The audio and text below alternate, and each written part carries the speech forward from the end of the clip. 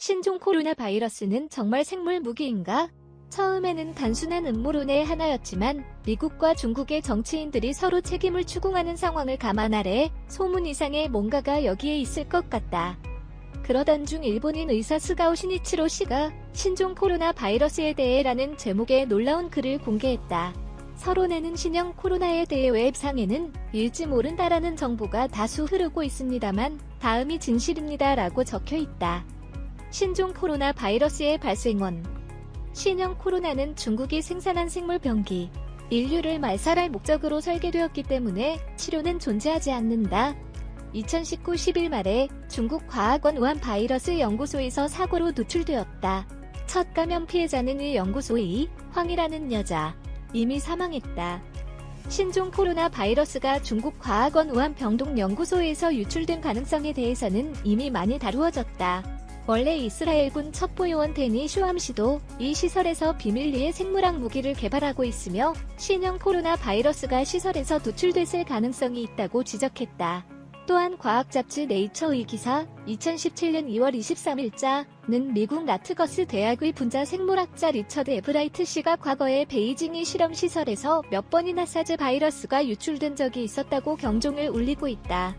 스가오 의사가 말한 대로 이번 신종 코로나 바이러스도 사고로 노출됐을 가능성은 충분히 있을 것이다. 또한 감염에서 발병까지의 잠복 기간의 차이가 있는 이유는 신종 코로나 바이러스가 두 가지 존재하기 때문이라고 스가오 의사는 지적하고 있다.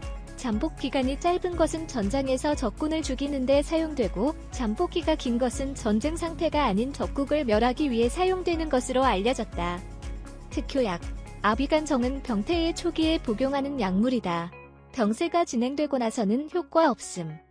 신종 코로나 바이러스의 특효약으로 주목받고 있는 아비간은 스가오 의사에 따르면 중증에게는 효과가 없다고 한다. 일본에서는 중병 환자를 중심으로 검사하고 있기 때문에 신종 코로나 바이러스 감염이 발견하고는 복용에 넣는다는 것이다. 또한 스가오 의사는 신종 코로나 바이러스는 인류를 말살할 목적으로 설계되었기 때문에 치료는 존재하지 않는다고 단언하고 있다.